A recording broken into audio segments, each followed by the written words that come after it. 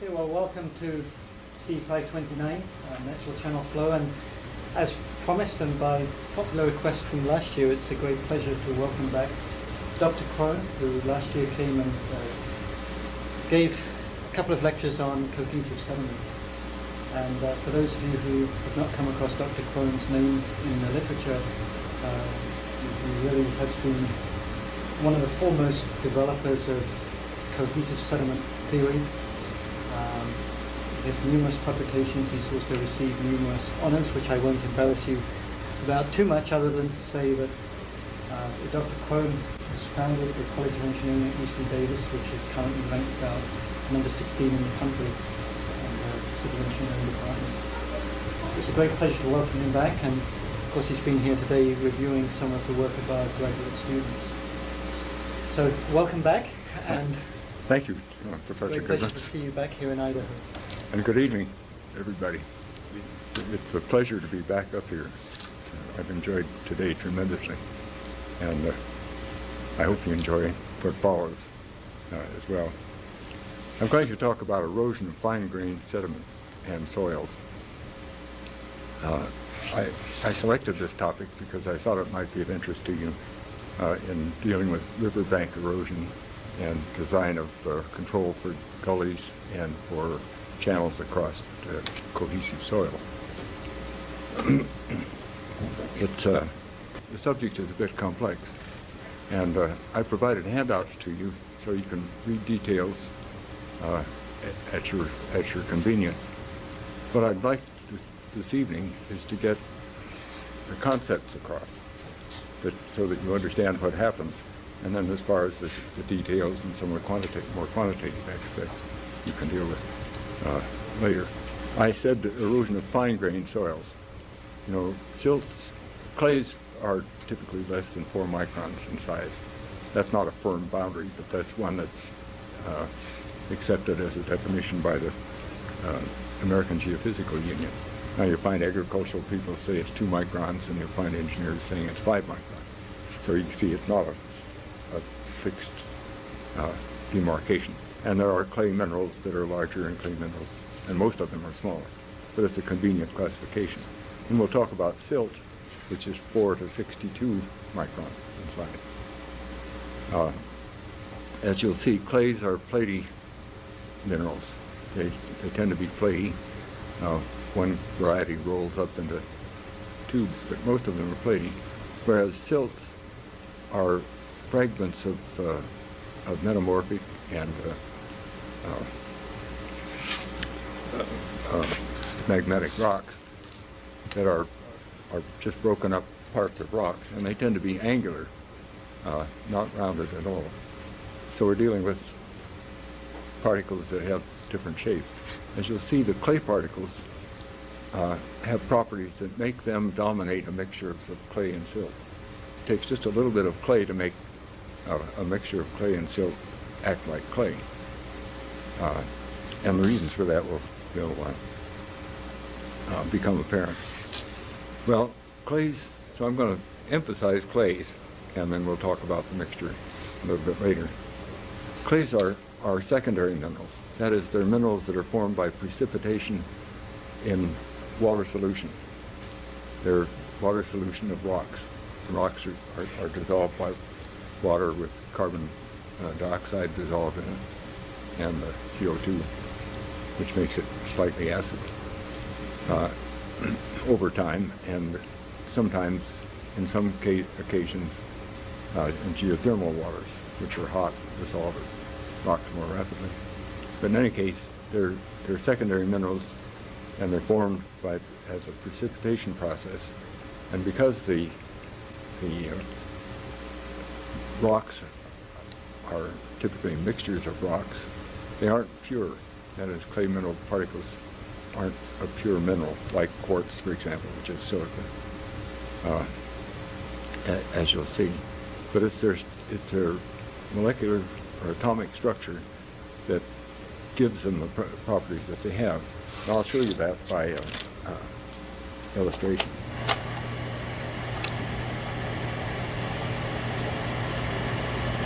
The first picture on the wall is an electron micrograph of muscovite. That's a mica, essentially mica. You can see that they're platy minerals with irregular edges, irregularly shaped edges, and they're very thin.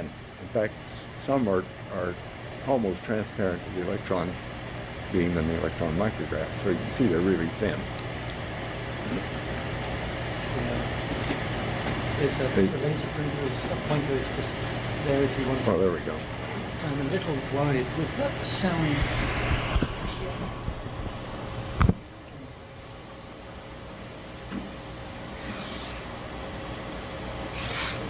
You can see that some of them are quite thin. So they're just like mica. They're actually platy minerals, and if they were larger, you'd call them mica. The molecular structure is shown by this diagram. It's a three-layer structure. This layer is a silica layer. These are silicon atoms, and these are oxygen atoms or hydroxide molecules. And this layer is alumina or magnesium. There's a hydroxide, a magnesium layer, of course, magnesium surrounded by oxygen or hydroxide minerals.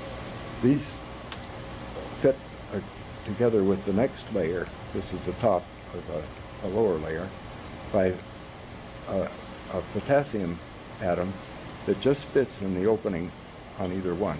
Acts like a dowel. If you've ever pulled sheets of mica apart, you know that they're held together, but if you pull on them, they'll come apart. Well, that fixation of the relative positions of the layers by the potassium atom, combined with what are called van der Waals forces of attraction, I'll explain those more later, hold those layers together. Once you pull them apart, you can't put them back. You know, they grew that way from water solution. The next one that I'll describe is montmorillonite, and you can see that it's very translucent. It looks a little bit like cloth. You can see some are actually folded here. This is a rather unusual mineral because it's built up of layers just like the muscovite, but the layers will allow the admission of water molecules in between them.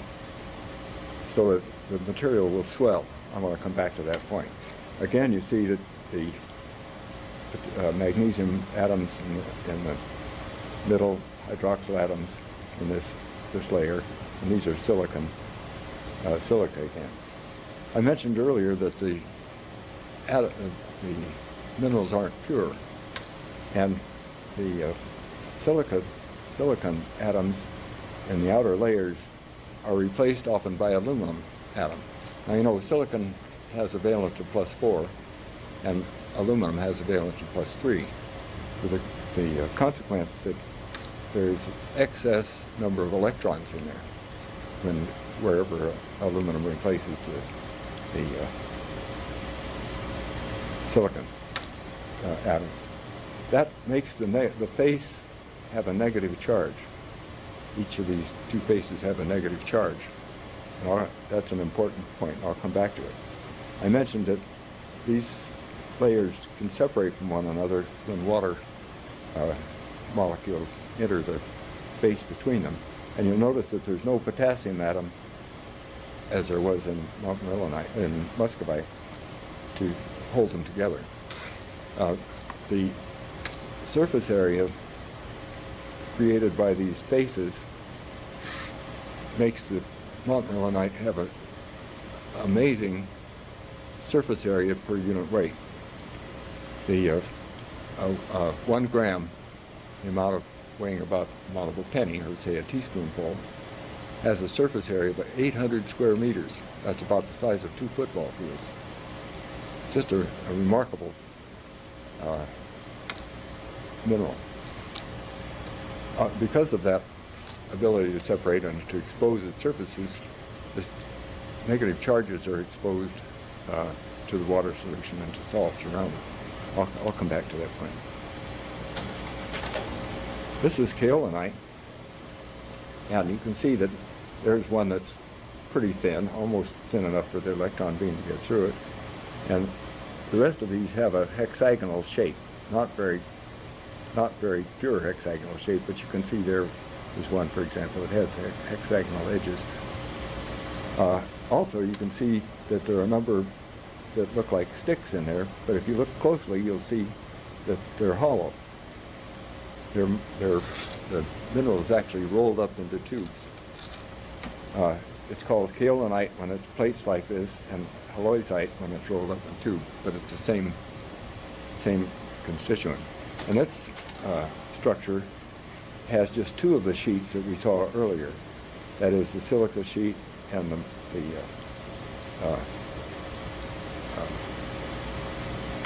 magnesium and aluminum sheets in the middle. It's this unbalanced character that makes them roll up into tubes. They grow, when they're growing in the water solution, they grow edgewise. That is, the edges are exposed, and that tends to make the edges have a positive charge because of the exposed anions there.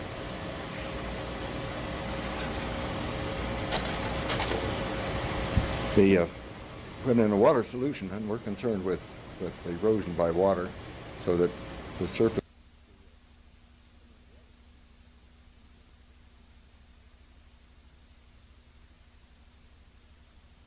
believe that the ions, there's a layer right close to the face, and then fewer and fewer with distance. That is, they're farther apart. And the reason is that all these ions are in thermal motion. They're bombarded by the water molecule, the thermal motions of the water molecules. So you can picture it as a swarm of bees around the hive. You know, the anions, the cations, are all jiggling all the time, and they diffuse out. The higher the temperature, the farther they diffuse, and more wiggling. The lower the temperature, the more they tend toward the surface. Another interesting feature of this system is that if the ions have a valence of 2, that is, they lack 2 electrons, then the attraction to the negative face is stronger.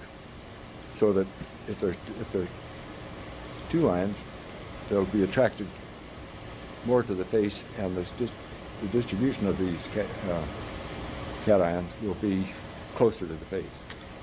So changing the temperature will change the distribution of these cations, or changing the valence will change the distribution of these ions. Now, because they're not strong bonds, that is, they're just attracted by the charge difference, these ions can be replaced. That is, if you were to put in the soil a solution of sodium ions, say, high concentration of sodium, very high concentration, you could replace these ions with sodium ions. If you're familiar with water softeners, that's how they work. You know, nowadays they don't use minerals; they use a resin, but it's the same process. Because they can be changed, these ions are referred to as cations. I'm sorry, the capacity to hold these ions is referred to as cation exchange capacity, and it's usually given in milliequivalents because it's usually a mixture of monovalent, divalent, sometimes trivalent ions per 100 grams of dry weight of soil. Now, remember, temperature affects that distribution, valence affects that distribution, also affects that distribution, and of course, the kind of clay that it is within the charge distribution determines that distribution.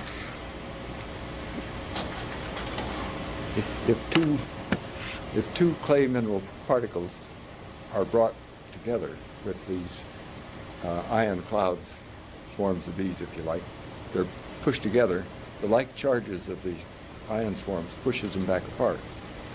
So there's a repulsive force, and that's indicated on this diagram by the dashed lines on the upper, the dashed lines here. Now, you can change the position of those dashed lines by changing the factors I mentioned, the charge and the temperature. There's an attractive force between any two bits of matter called the London-van der Waals force. Operates at very short distances. If you look at points, it falls off with the distance, 1 over the distance to the 7th power. So it's really effective only when they come together. Van der Waals forces come from the oscillations of the electron cloud around the nucleus of an atom, and the fact that when it's out of the center, it appears to be a dipole to neighboring atoms, and they react by having a displacement in the opposite direction.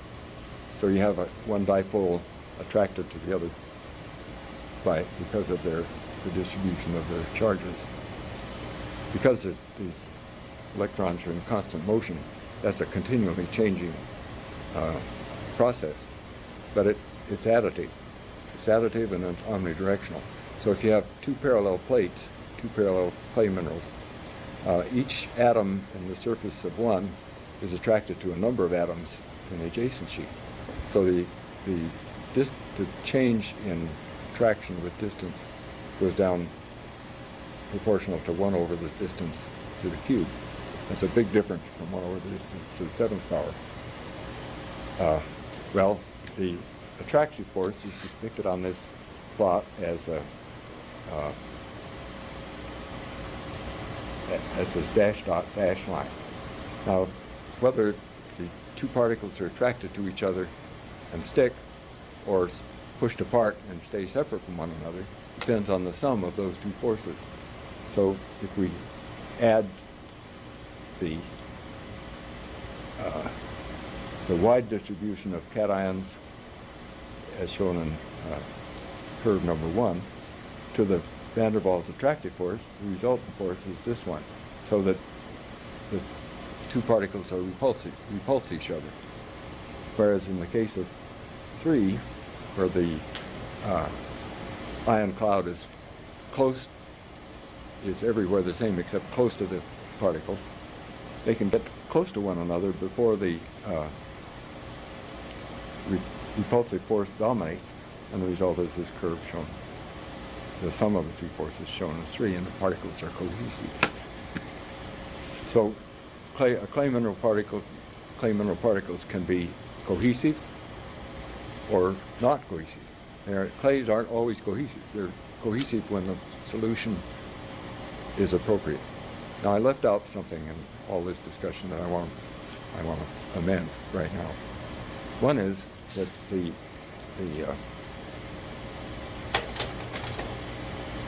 if the number of charges on the face of the clay mineral particle is limited, that is, there are only so many charges, and if you keep putting more and more cations in, pretty soon you'll swamp that charge. You'll satisfy all that charge, and there won't be much difference between what's at the clay mineral particle and what's out in this ambient solution. You follow me? You know, if you just keep putting more and more salts in there, eventually you won't see any difference until you get really close to the mineral. Under that condition, van der Waals forces can dominate and they become cohesive. Seawater does that. Even though seawater is mostly sodium chloride, with sodium atoms which have a tendency to be dispersed, if you have enough of them, they make the apparent distribution, or the change in number with distance, small. So it can become cohesive. There's one other form of cohesion that I should mention. The edges of the clay minerals are positively charged and the faces are negatively charged. So if you don't have any ions at all in the solution, or very, very few, then what happens is that when the clay mineral particles come together edge to face, they'll stick.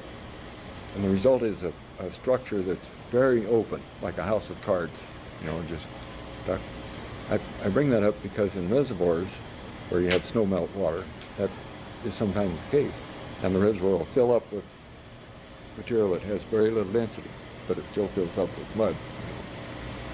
White River I forgot the name of the reservoir on White River that is full of mud, and it results from that montmorillonite and the edge-to-face fraction. So we have those three mechanisms, or three processes that can cause cohesion.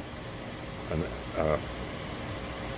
ion cloud that's where the distribution is close to the mineral, either due to the valence of the ions or to the excess number of ions, and edge-to-face. Well, the handout I gave you is a table that in the back, it's 2 pages taken from J.K. Mitchell's book. And I invite you at your leisure to read put the two together side by side, to read the properties of these various minerals and note them. The cation exchange capacity that I mentioned for montmorillonite tends to be around 100 milliequivalents per gram. For kaolinite, it tends to be around 5, and for illite, it's around, that's a hydrous mica, around 40. So the cation exchange capacity is a good measure of the activity of the clay, that is the amount of charge that's on it. Before I go on, are there any questions about clay minerals and cohesion and all? Reservoirs, like you say, are filled up with this type of structure. Do you treat those reservoirs? But it laps out, it gains more volume without having it tends. Could you repeat the question into the microphone just in case it didn't pick up? Okay. The question was, in the reservoir.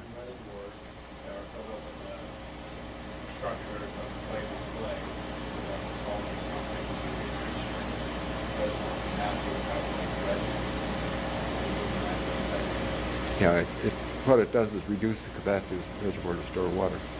It fills it up from the bottom up.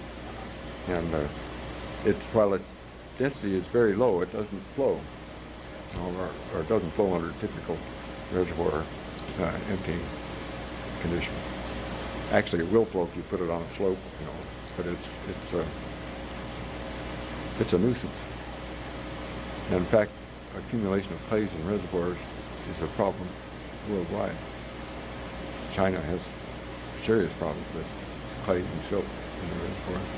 Puerto Rico has 2 water supply reservoirs that are full. And let me come to that a little bit later. Okay, what I want to talk about with that background, talk about erosion processes. And in order to do that, I have to bring in water flow, because it's the water that erodes the sediment, really, or erodes the wall.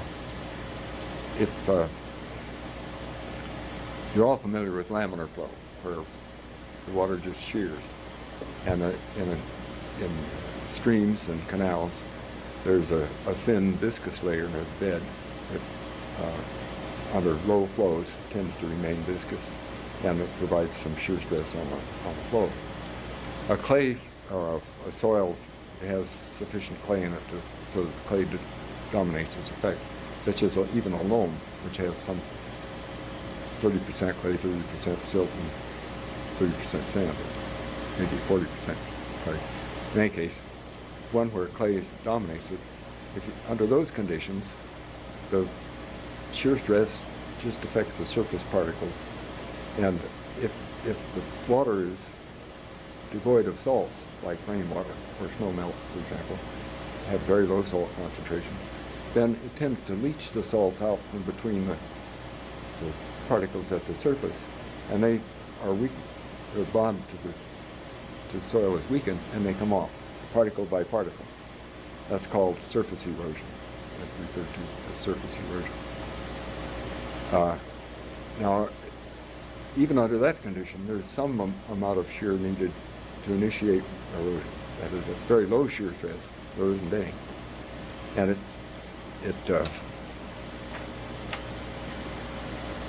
Okay, can I just turn this off, or you want it to? Yeah, that's...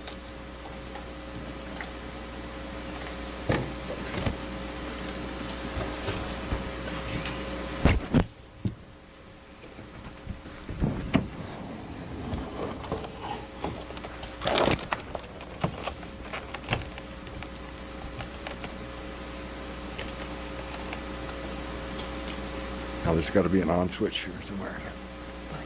That's it. Takes a second to come on.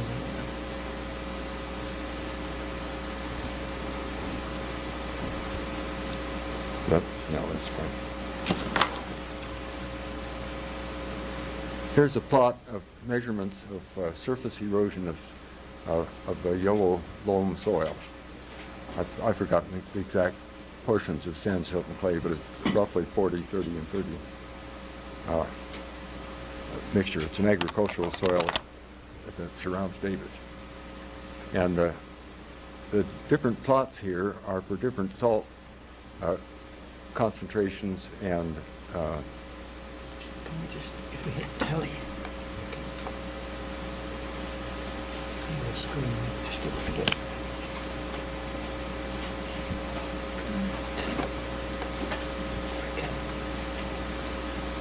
okay. For one concentration, but different sodium absorption ratio.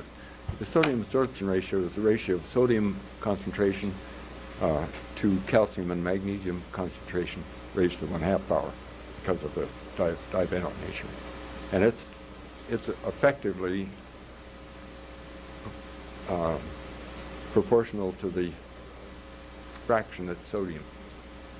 Remember, sodium is a monovalent ion and calcium and magnesium are divalent ion.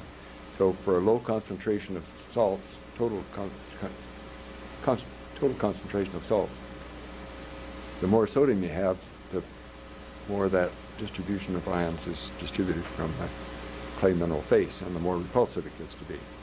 And you can see that here that for sodium absorption ratio of 9.8, say 10, this plot, well, there are only a couple of points there, has erodes at no shear stress. This is shear stress on the abscissa and erosion rate on the ordinate. Whereas when you have a low sodium percentage, there's a range where there's no erosion at all, and then the erosion rate is very much slower, as shown by the flatter slope of the curve. And here, sodium absorption ratio 1.1, still greater. We call this point at which the erosion begins, the shear stress at which the erosion begins, the critical shear stress. And the critical shear stress is still greater. So that you can see that the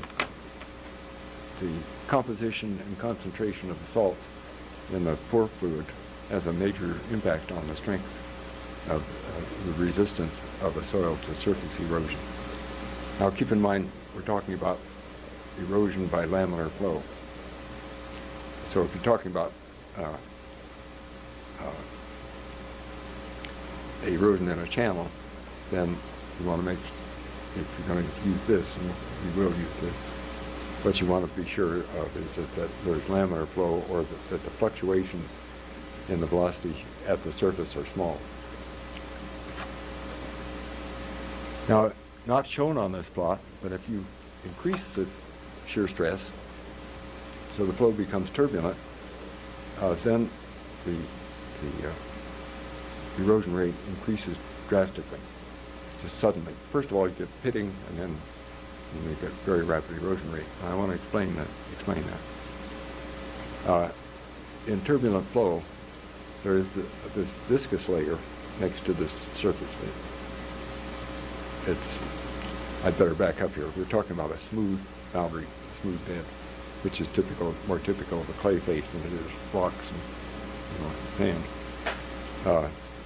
There's a viscous layer, but this viscous layer grows in thickness until it becomes unstable, and then it wipes out. It's peeled off.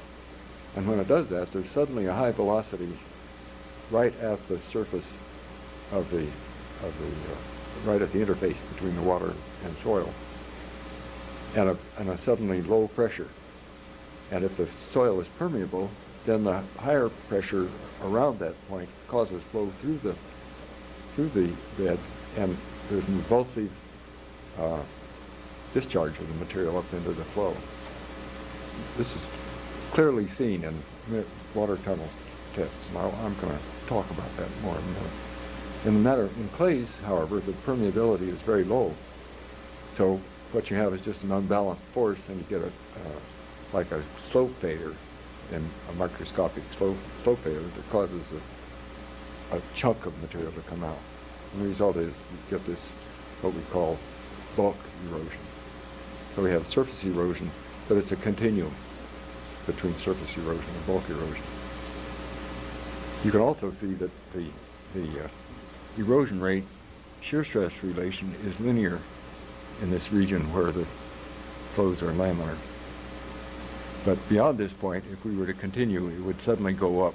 The curve would suddenly go up vertically. Now these tests were all made on soil that had a uniform structure throughout. It was actually a remolded soil put on a mandrel, as shown here, and inserted into a cylinder with water in the annular space, and the outer cylinder rotated to provide a shear stress on the surface. This is one very convenient way of measuring the critical shear stress and erosion rates.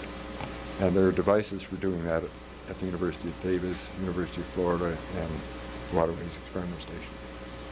Otherwise, to make measurements of this kind, you have to use a flume, which has the disadvantage that you really can't place undisturbed samples.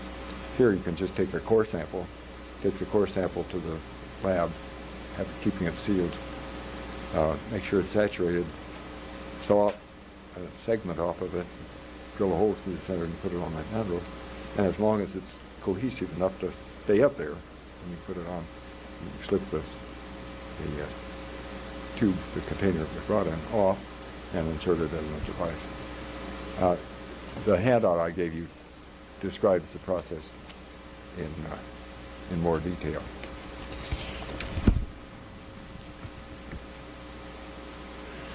Now, with a pure silt,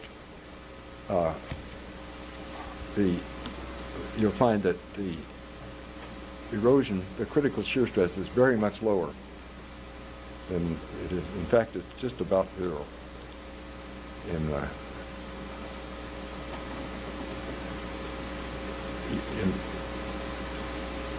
turbulent flow, because the silt is much more permeable and fine sand. This is true for fine sand as well. More permeable than the clay. It's the flow through the bed that causes the evulsive discharge of the material up into the flow. And Professor Lick at the University of California at Santa Barbara has recently tried adding small amounts of clay to silt samples and measuring the erosion rate. And he found that 2% clay by weight reduced the erosion rate by a factor of 10. So that small amount of clay reduced the permeability of the silt bed and reduced its revulsion, forming a kind of a quicksand or a bulk. That's the best way to describe it. That flow up through the sand, causing it to come out of the surface. Now his apparatus is a small water tunnel. It's 2 centimeters high and 10 centimeters wide, and it has long sections on either end so that it gets fairly uniform flow in it. And he pushes a rectangular core, 15 by 10 centimeter core, up into the floor of that water tunnel and maintains the surface even with the floor. So the rate that he pushes it up gives him an erosion rate. And the data I'll show you came from that study. Here's a plot. He investigated the effect of bulk density of silt. I've got where's my zoom here? Next one over.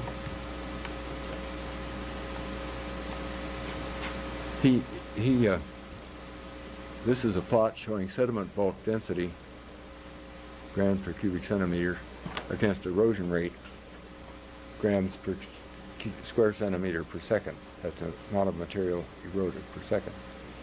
And you can see that it fits two straight lines. This is shear stress at 2 dynes per square centimeter, which is a fairly low shear stress. And the bulk density ranged from about 1.65 up to about 1.9. So you can see that's a small range, but it's typical of the range you find in deposits. Now, why is that kink in there? You know, you can see clearly it's a straight line on either side. The kink is due to the soil structure, and soil structure is a problem with clay deposits as well as with silt deposits. And now I'd like to turn to the topic of soil structure and its effect on erosion. Well, that's all right. Yeah, let's go back. Before we leave that, here's a plot at shear stress of 8 dynes per square centimeter from the same source. And you can see that while it's not as well defined as the other one, there's more scatter in the points. There's still these two linear relations. Now you can go back.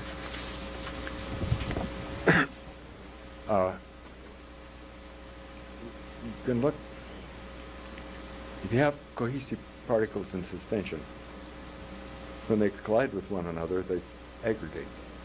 Now, only about 20% of the collisions result in sticking, but they'll form aggregates. And it's not uncommon in estuaries to see aggregates that have 1 million or more particle in the aggregate and still be, you know, a millimeter or smaller in size. There are three processes causing aggregation of cohesive particles. They have to be cohesive to begin with, but the process that brings them together is either velocity gradients, where they're brought against one another, thermal motions of the water molecules that I described earlier, which causes collisions due to Brownian motion. I'm sure you've heard the term jiggling. You can see the jiggling under a microscope, actually. And then the third one is that one particle settles faster than the one in front of it and collide with it. The last two processes produce very weak aggregates. They're easily torn apart by even the slightest disturbance. But aggregates formed by shearing are stronger, and in fact that's the most important process in cohesive sediment transport. Well, you can form aggregates like that, and they will be, I'll say, strong. Well, they're not very strong, but they're the strongest of the aggregates. And if you have benign conditions where colliding aggregates stick to one another, that is, we'll call the first one zero-order aggregates. If you have a lot of zero-order aggregates in suspension and they're brought together, then you can form aggregates of the aggregates. And these will have larger pores in them than the original one, and be weaker because the cohesion is only between the particles that happen to be touching when the aggregates collide. You follow my argument there? Now, but further in benign conditions, you can have these aggregates of aggregates, first-order aggregates, combined with one another and have second-order aggregates. So you can have aggregates of aggregates of aggregates. But each time one of these processes takes place, the bulk density of the aggregate diminishes and it becomes weaker. Now, if those aggregates settle to the bed, then when they touch the bed, they'll bond to the bed surface. And there'll be still more pores because that's one order of aggregation more there. But as they pile up one on top of the other, the weight of the ones above will cause the pores to collapse. The pores, the ones below, to collapse. And it's a progressive process. When the pores of one of the largest pores are the weakest, largest pores are collapsed, then completely collapsed, then the strength of the deposit is that of the next order of aggregation, or about that. So what you have is a progression from the ones that most recently deposited to the ones that deposited earlier, of increasing strength with depth. Do you follow me? Now what we're talking about is structure. This is a structure that determines the strength of the deposit with depth, its ability to resist erosion with depth. With silt, pure silt like this, which is very weakly cohesive, then he only found one of these stages, and that kink is due to the collapse of the larger pores, and then with increasing shear stress, or increasing density, I mean, he found that there was no further collapse in this silt. These samples, by the way, were a silt having a very narrow size distribution. So it's a sort of a pure experiment. Experiment with just one variable. Okay, you can represent these straight lines by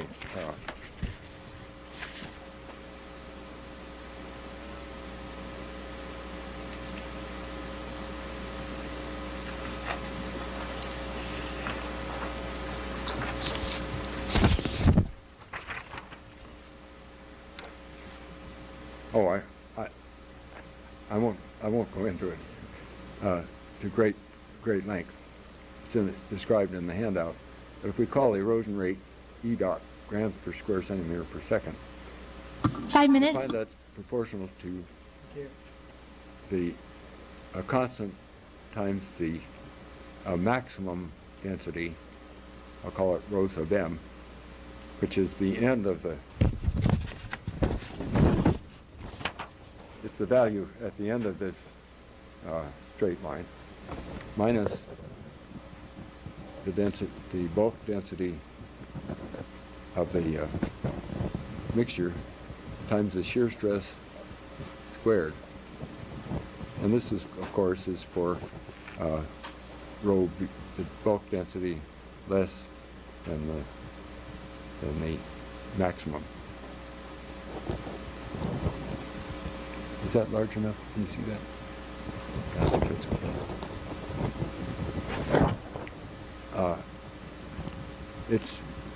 It's Professor Lick provided a number of data for a number of shear stresses, and using those plots like this and the shear stresses that he provided yields something like this. So for that evulsive type erosion I've been describing, it's proportional to the shear stress squared, and as modified by the bulk density. Now, remember, cohesion goes down with increasing temperature. So if you make measurements of this sort for an application, you want to be sure that the temperature that you're making the measurement, under which you're making the measurement, is like the temperature that you're concerned about. As it gets colder, it gets stronger. As it gets warmer, it gets weaker. So erosion rate's faster with higher temperatures. Now, having said all that about the bed surface, when you have a clay silt mixture, that was just silt, pure silt that I showed you. When you have a clay silt mixture that's deposited from a water solution, a sediment like that you might find in the entrance to a reservoir, in the delta of a reservoir. Then for the first centimeter or 2 or 3, it's weakest at the top and increases in strength with distance down in the sediment. So if you start to erode that, you find that the top erodes easily, and then you come down to some depth where it may resist erosion altogether. A group at MIT made some measurements. Actually, there have been a number of people since 1964 that have made measurements of to put erosion rates of deposited material, where you have that gradient of strength with depth. This is a plot of Boston blue clay. I don't know what that is, but it's the clay at Boston in seawater. So the particles are cohesive, and the bed was formed by suspending all the material in suspension and letting it settle. And they let it settle for various lengths of time.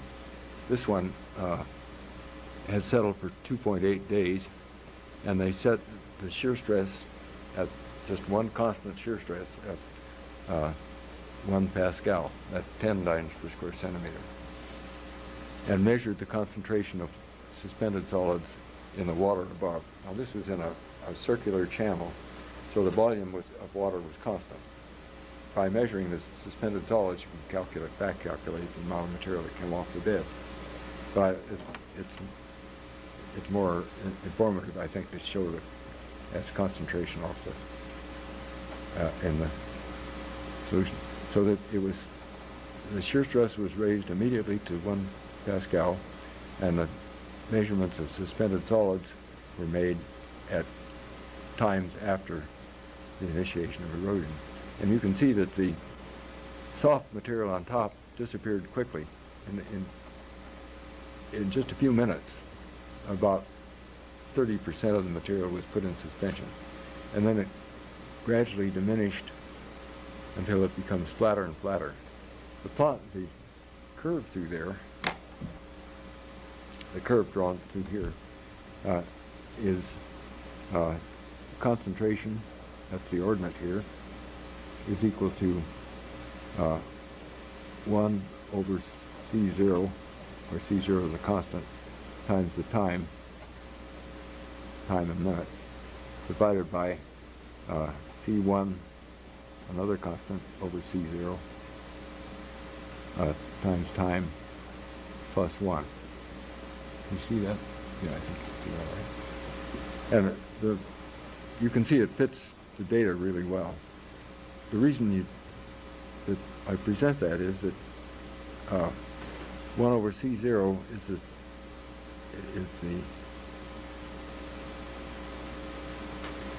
concentration. 1 over the C0 is the concentration at infinite time. So it gives you a means of estimating what it would finally be if you ran the experiment longer and longer. Now, the nice thing about it is you don't have to run it very long, and you can change the shear stress and get ultimate shear strengths with each change in shear stress. So it provides a simple means of evaluating the shear strength with depth in the surface. I think they gave us a 5-minute warning about 5 minutes ago, and they have to change the tapes in Moscow for the students who are taking the class through video. So safe man enough. Yeah. So this is a convenient place to take a 5-minute break while they change the tapes. Okay. You want to do that now? Sure. Or okay. Let's do that now. Okay. So we'll. Meantime, think up some more questions. Yeah. So we'll take a 5-minute break while they change the tapes in Moscow.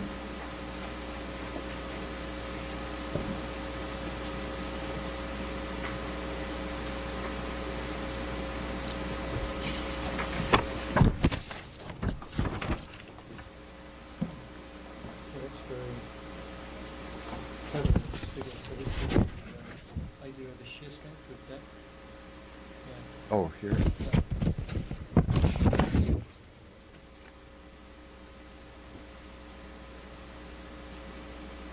Yeah, I didn't try to plot shear stress with this, but here, but in the paper handout I gave you can calculate.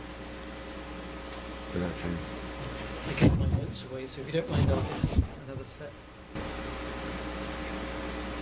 Ready to go if you are? Stand by, thanks. Well,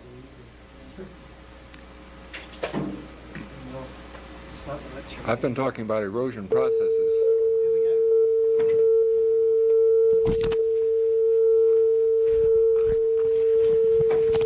Test pattern.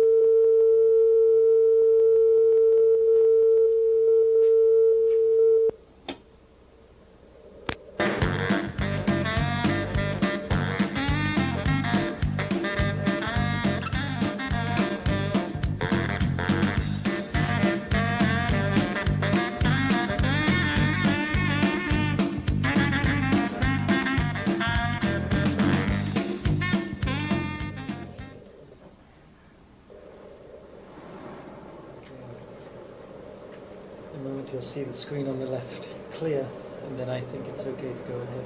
So, Okay, let's start. go ahead. All right. So far, we've been talking about erosion processes, you know, what factors affect erosion and how it happens, what goes on there. I'd like to talk now about applications of what I've given you.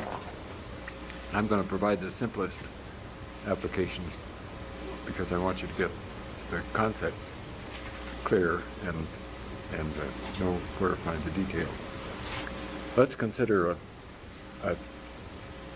designing a channel across a cohesive soil. Suppose you're interested in a marsh somewhere and you want to cut a channel through some soil, and you want the channel bed and bank not to erode. That means that the shear stress on the walls needs to be less than that critical shear stress that I pointed out in the measurement. So the first thing to have to do is measure the critical shear stress, and then design the channel so that the shear stress is always less than that value. And the simplest way is which is often adequate for the conditions and information we have, is may I have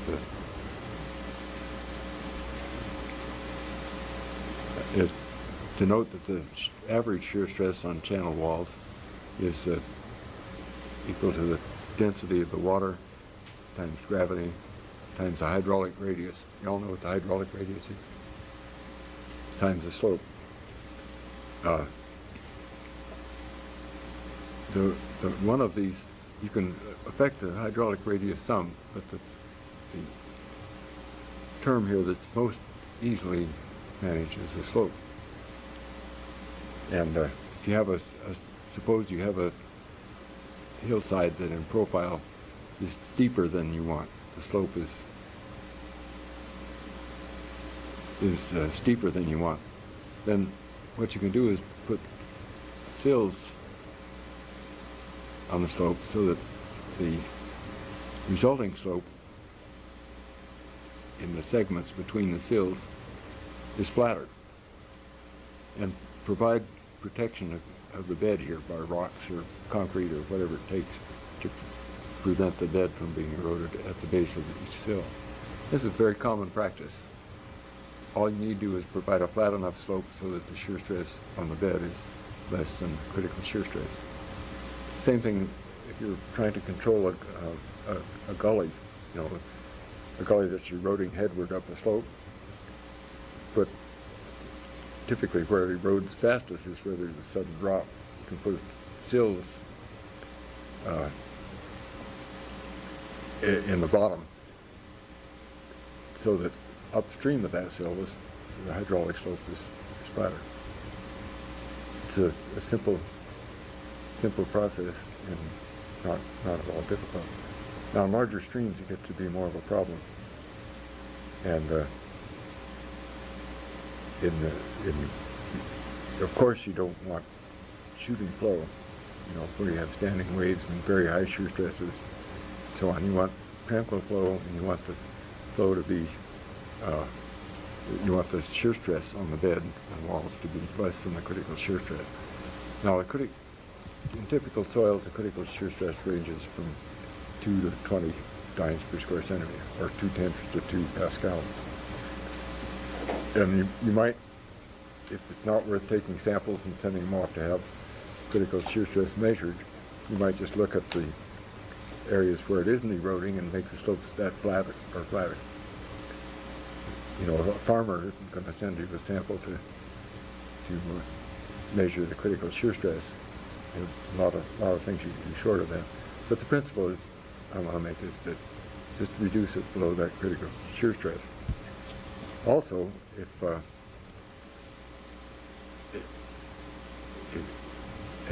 for a smooth bed, you can calculate the shear stress from the velocity. Sometimes you come onto a situation where it's easier to get the velocity than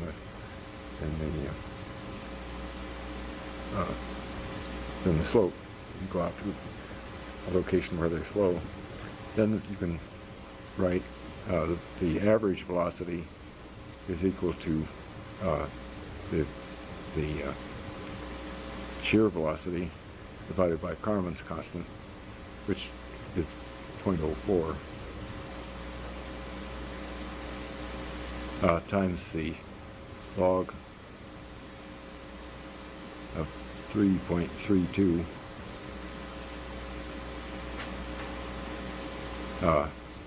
U star over the kinematic viscosity. So if you know U, you can calculate U star. Since it's in the argument of the logarithm, though, you have to solve it by trial. But it converges very quickly. You can set it up on a calculator, computer net. You know, start out with a trial U star is equal to the velocity divided by 33. And that will converge quickly. Here you can do it by hand in just a minute. The shear stress is equal to the density of the water times U star squared. Shear stress on the bed, on the bottom, U star squared.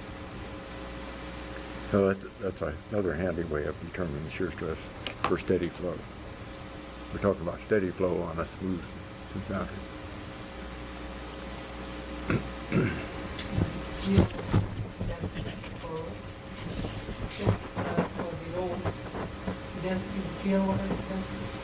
Clear water? We're talking about fine sediments. It takes a lot of sediment to change the density of the water. So I'd say answer your question yes, but you can get by with pretty high concentration. Now when you're dealing with sand, you can't, because the density of the suspension changes with depth sharply with sand. But for clays and silt, no problem.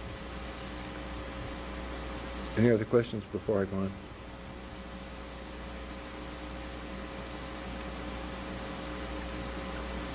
Okay.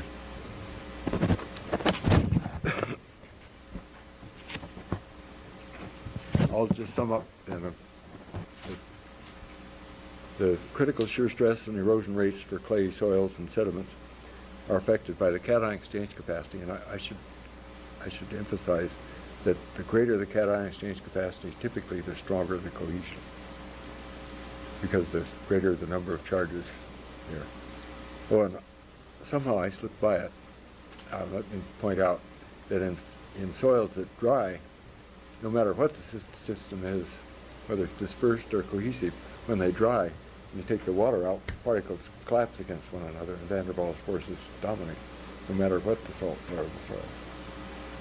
So if you have a dispersed a soil such that the particles tend to repel each other, stay apart from one another, if you take the water out, they will come together in flat, like face to face to face to face, and form an almost impermeable soil.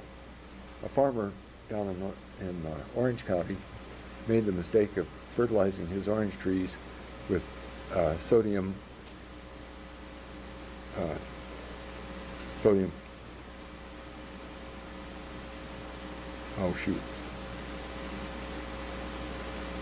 fertilizer. I've forgotten what it was. But water that had fertilizer that had sodium in it, and he put water on it later, and the water just stood on it. It didn't penetrate at all. It didn't penetrate that far. You know, it makes a really impermeable soil when there are clays in there. So drying affects structure of the soil drastically.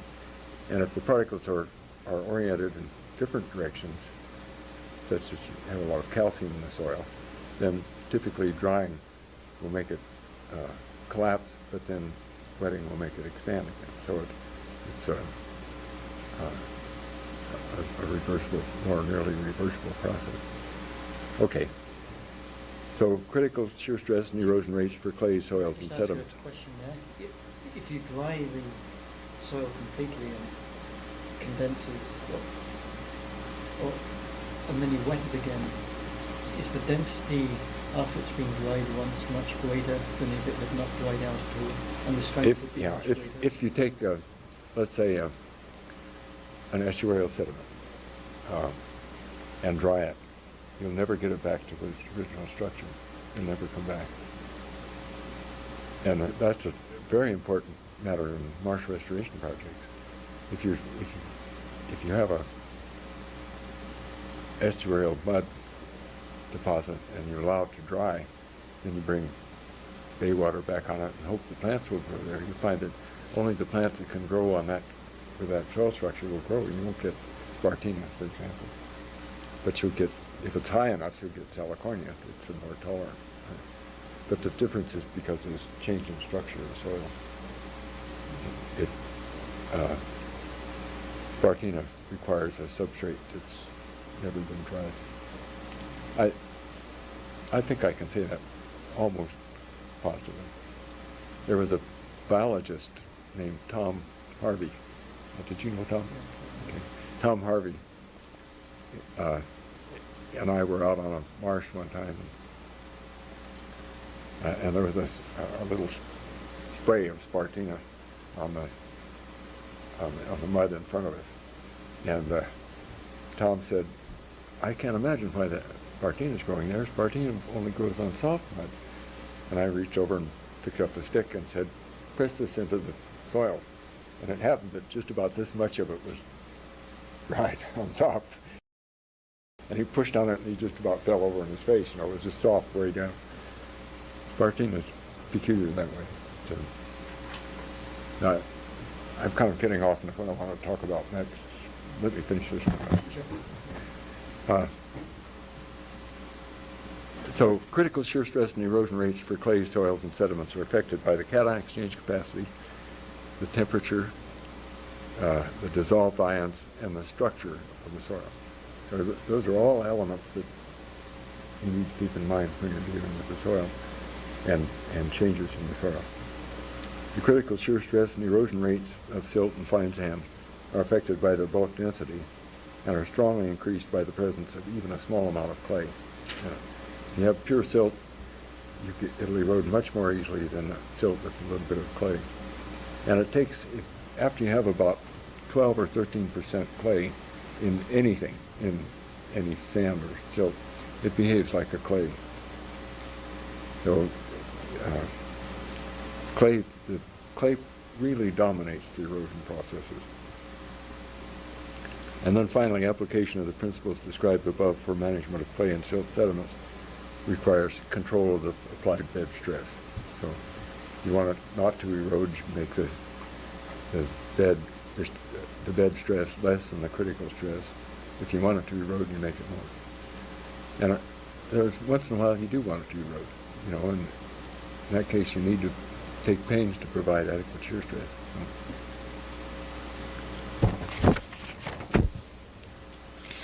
Well, I'd like to turn to another topic, and this one I'll describe without, how much time do I have?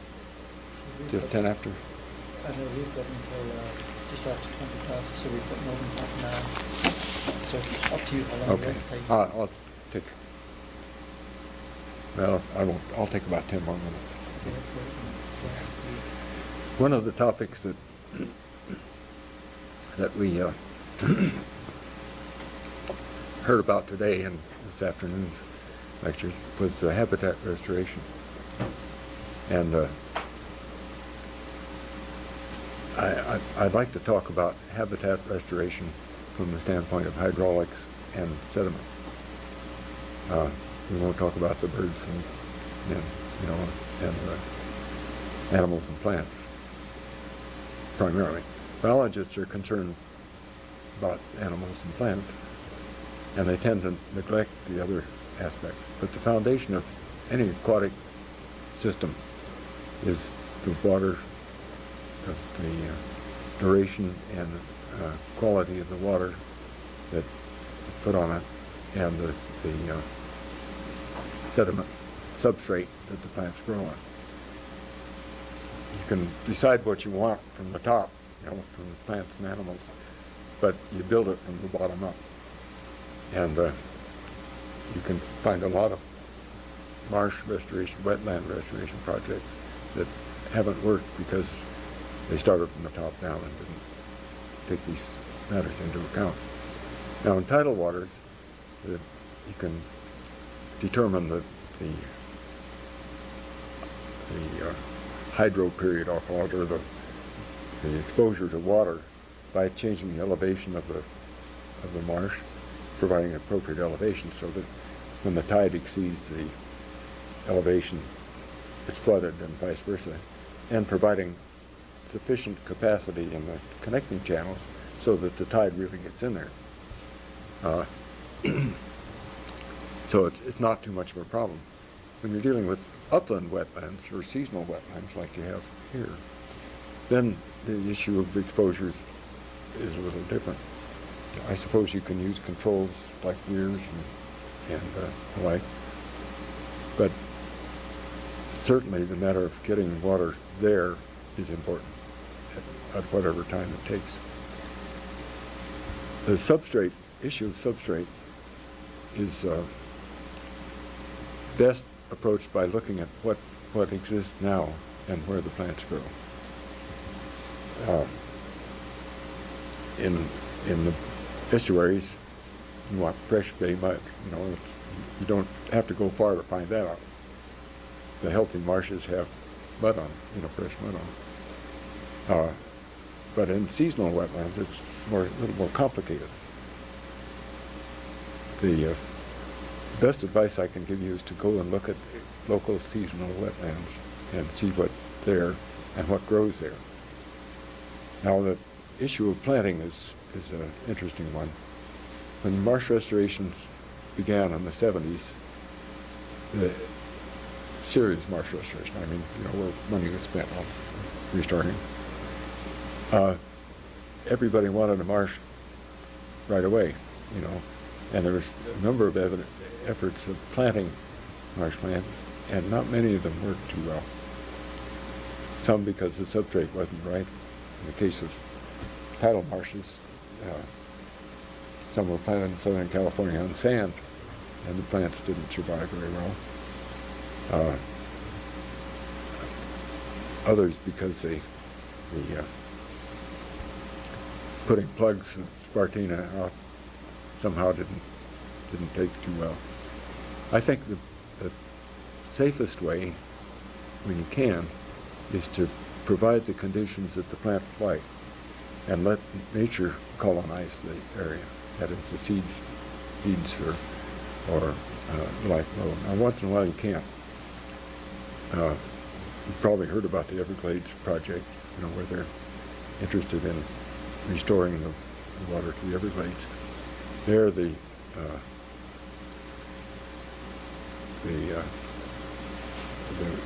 formerly marsh areas were drained and converted to orchards, sugarcane.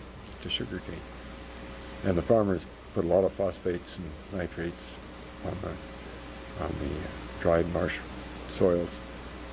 And it's believed, although I'm not convinced, it's believed that the phosphates have caused cattails to grow where the drainage from these irrigated areas gets into the Everglades. So that the biologists there want to remove the phosphates to 0.05 parts per million. That's pretty low concentration. And the approach is to make large areas grow plants that use the phosphates and have the water flow across these planted areas before it gets into the Everglade Park. So they came up with the idea of growing cattails in these stormwater treatment areas and return water treatment areas. 36,000 acres. It's a big project. And there, the thought was not to wait for the cattails to grow, but to go out and plant them. Well, they're now at the stage of doing pilot scale projects. 36,000 acres of cattails. It's hard to, I don't know why they don't grow sugarcane or something useful. Anyway, that's an example of attempting to utilize a marsh for treatment and planting it. So what I want to say is to use what bacteriologists call enrichment culture.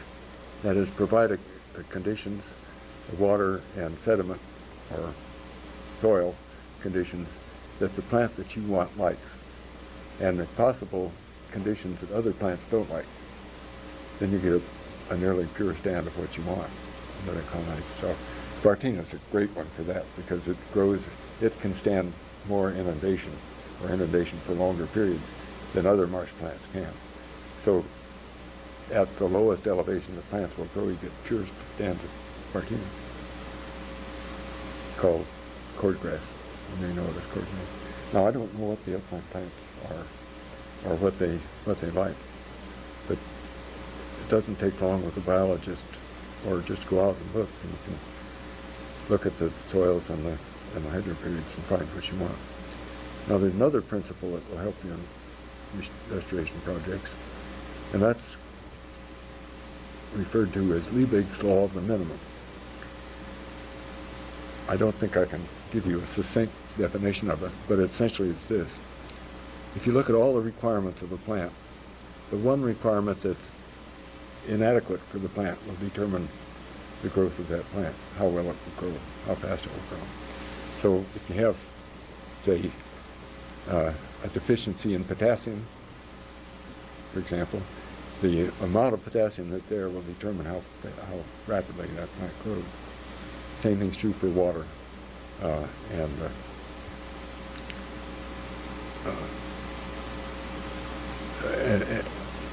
any oxygen to the roots of those plants that require it, and not for those that don't.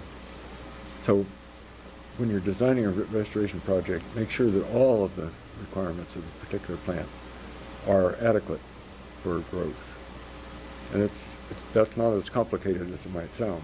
You know, it's not difficult to determine the nutrient level and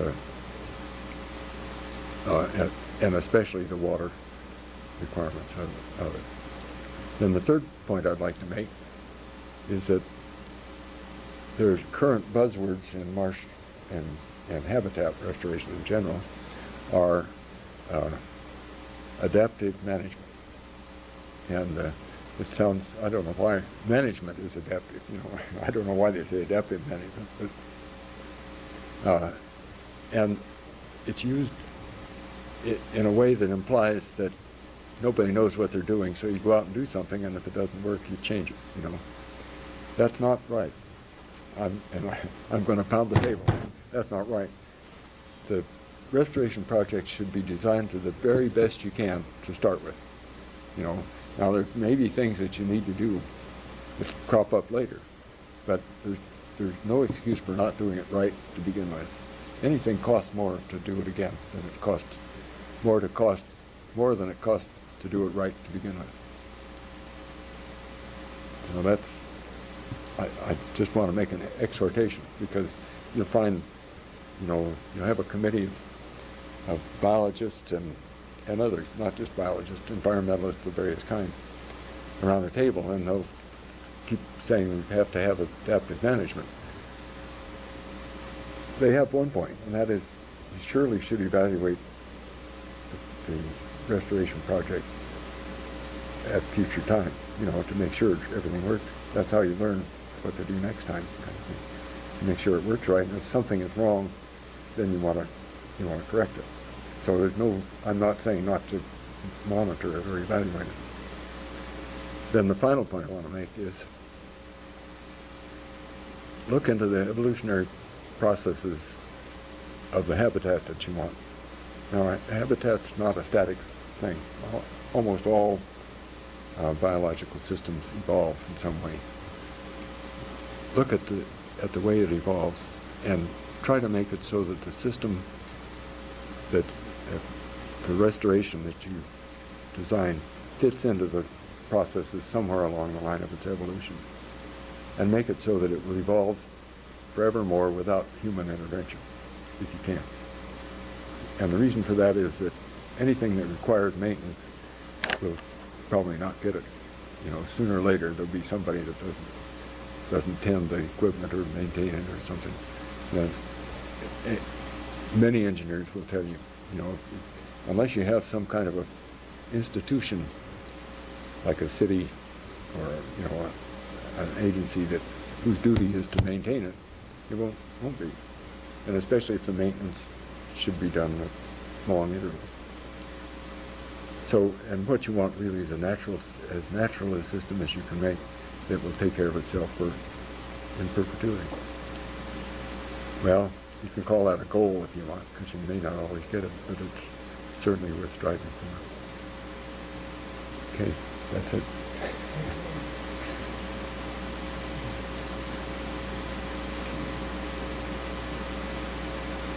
If you have any questions, I'll be happy to. Oh, there is one thing.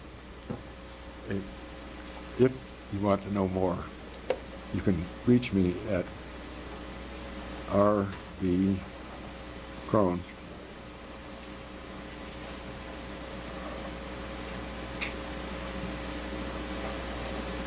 at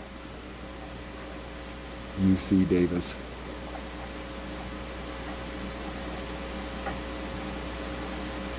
.edu.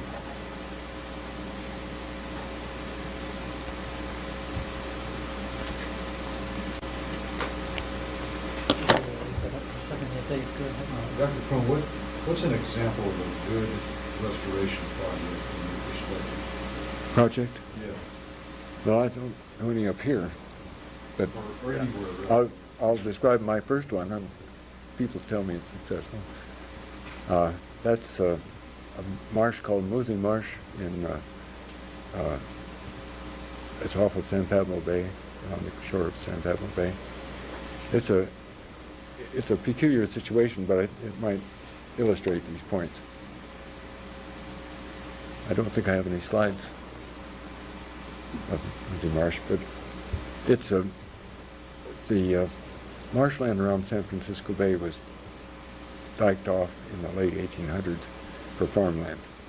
It's a lousy soil for growing agricultural crops, but it was in the days when hay was important. They grew a lot of hay out there. And of course, when the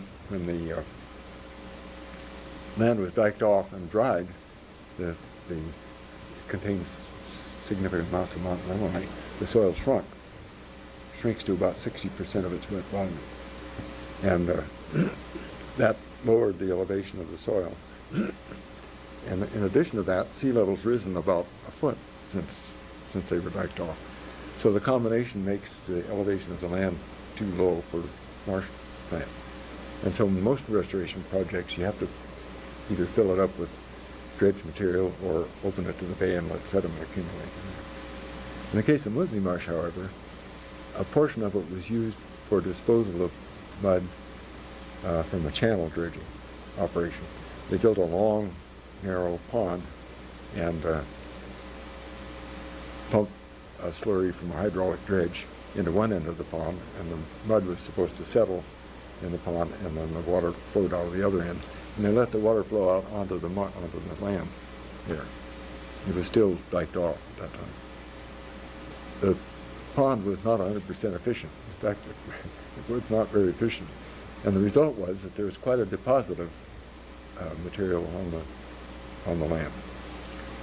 And in addition, there were hollow areas, places that wouldn't drain. Well, the first efforts to make it into a marsh, they just broke the levees, and they weren't very satisfied. The group that was doing this were not very satisfied with it. Salicornia, the high plant that grows on high marshes, grew in much of it, and there were some other plants that grew, but the one they wanted at the time was Spartina, the one I've been talking about, that grows at the lowest elevation. And the land was too high for this Spartina to grow. So the problem was lowering the level of the land to the point where you could get enough fresh sediment for the plants to grow on and have the right tidal amplitude. Well, since they'd breached the levees, you couldn't get equipment out on the land to do that. The committee said they wanted Spartina. They had the other things, but they wanted Spartina. And the only place you could get to was where you could reach with equipment off the levee, on the enclosed levee. So it was necessary to we made strips, I've forgotten how wide, along the side of the levee that was 6 inches lower than the desired elevation. The bay outside of Smoothie Marsh was a big mud flat where wind-generated waves suspended lots of sediment, so there was great ample sediment supply. So the procedure was to make strips and ponds at the elevation that 6 inches below that desired for Spartina, and to let water bring muddy, sediment-laden water come in and deposit the water. And of course, the drainage made a little groove down the center of it, and on the sides you had this fresh mud that plants would grow in.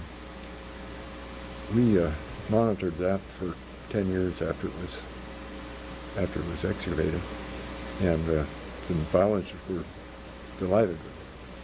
Spartina grew in all those places, and in fact, I think most everybody now does that. They make the elevation 6 inches or so lower than the desired elevation and let it fill up with fresh mud. And that was colonized by just wind. And You didn't seed at all. what's that? You didn't seed at all. Not at all.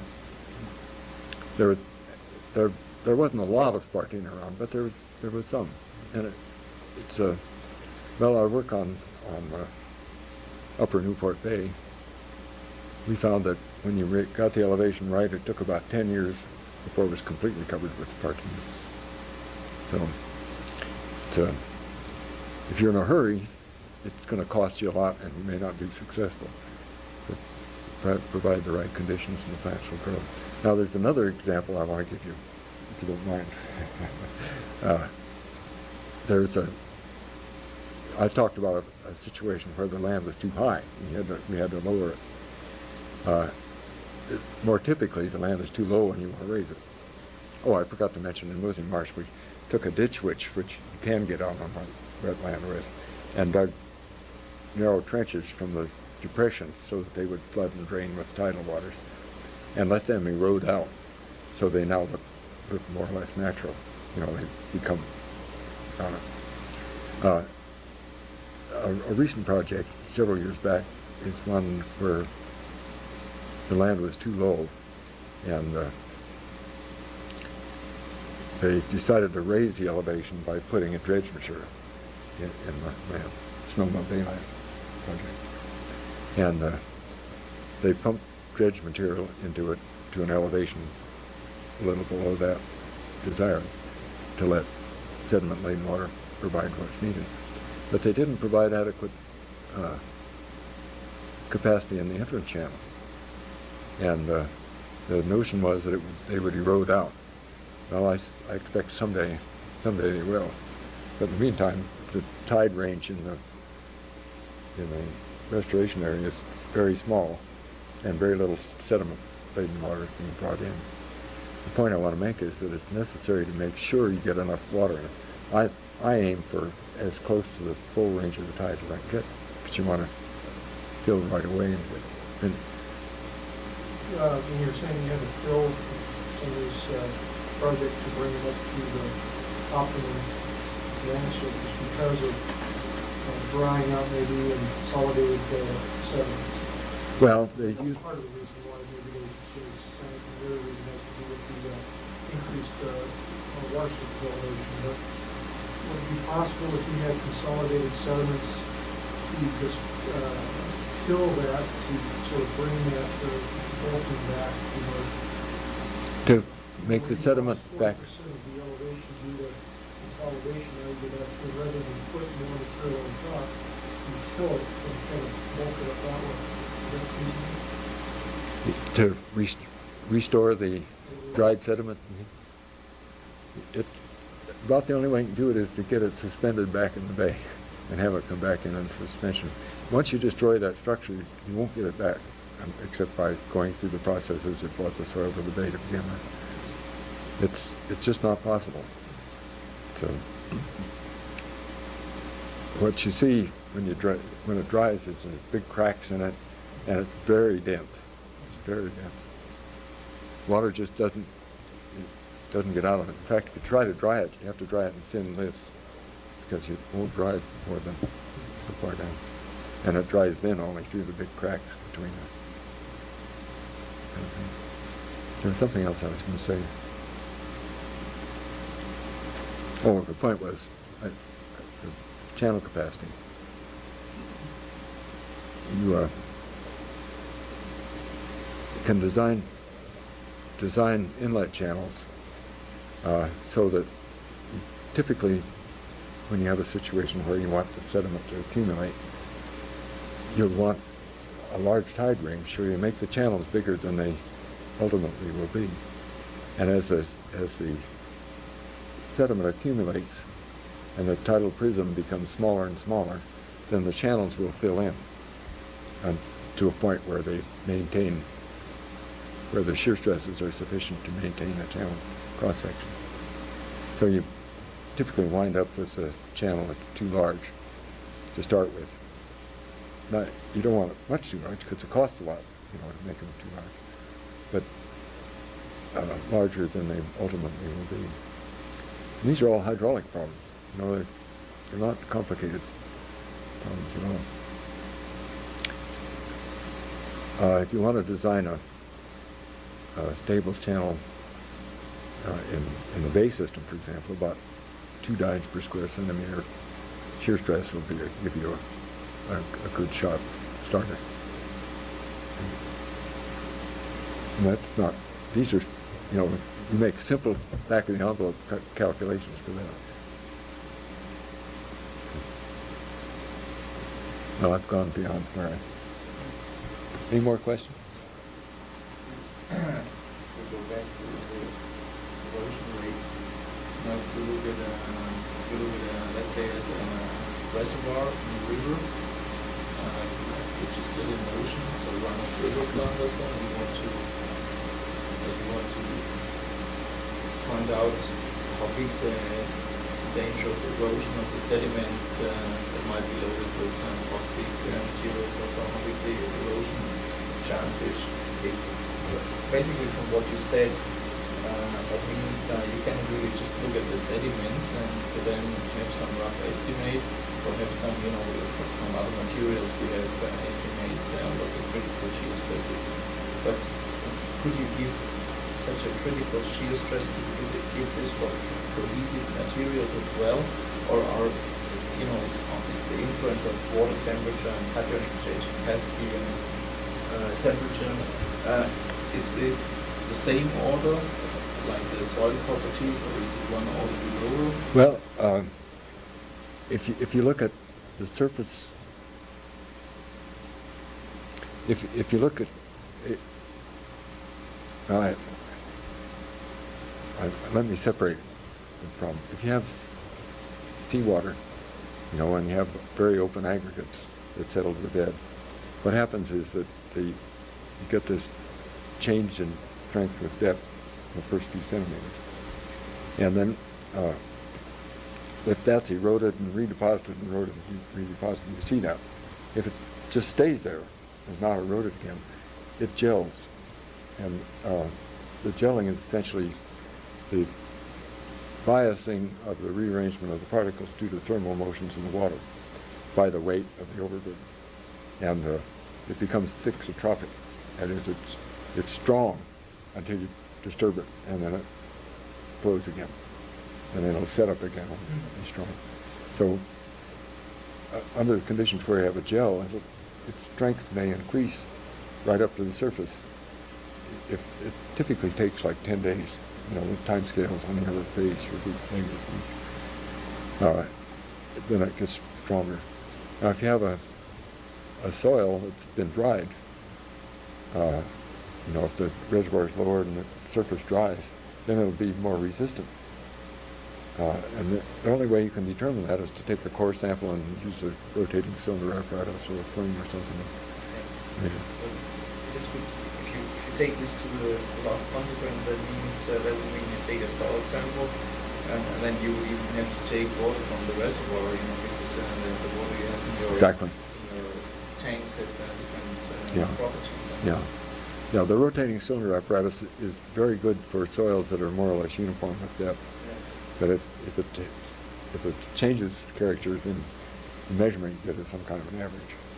But it's quick and it's inexpensive. A plume is better if you have stratification, but then you have a job taking a representative sample and preserving that structure. You can freeze it anyways, because that will also, you can take a freeze coil, because this totally destroys the structure of the soil.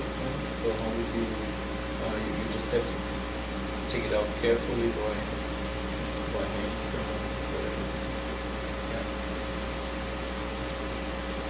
Yeah. I can tell you some things, some examples. There's a bridge across the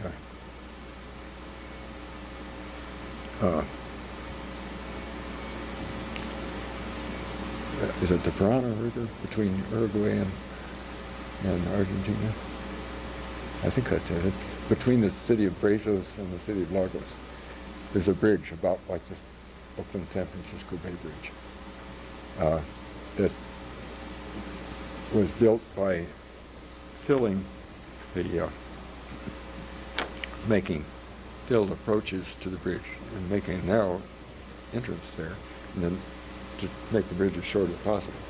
Well, when they did that, it increased the velocities by the piers under the bridge, and the issue was how deep did the caissons have to be so that they wouldn't be undermined. And we took cubic feet undisturbed samples of the material, and then took core samples of that and did a rotating cylinder apparatus. That was in the late 70s, and we used a simple model to calculate the shear stresses, and the bridge was built and it's been standing ever since, so it can't be too far off. We've also done work on spillways, or earth spillways, where you want to know what the shear stress is.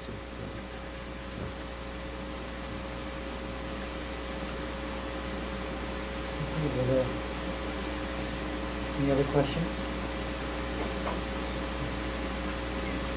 If not, I would just like to thank Dr. Krone very much for coming up not only to the lecture tonight, but also to participate in the graduate research seminar earlier. I think it's just been an incredible talk, and I think it shows the range of expertise of Dr. Krone, that he started off looking at things through a micron electroscope, microscopic scale, and you end up looking at projects like Sonoma Valence, which cover many hundreds of acres.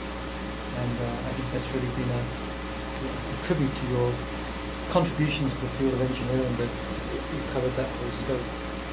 So I'd just like to thank you very much, and hope very much that you'll come back and look at our research projects again soon. It's been a pleasure.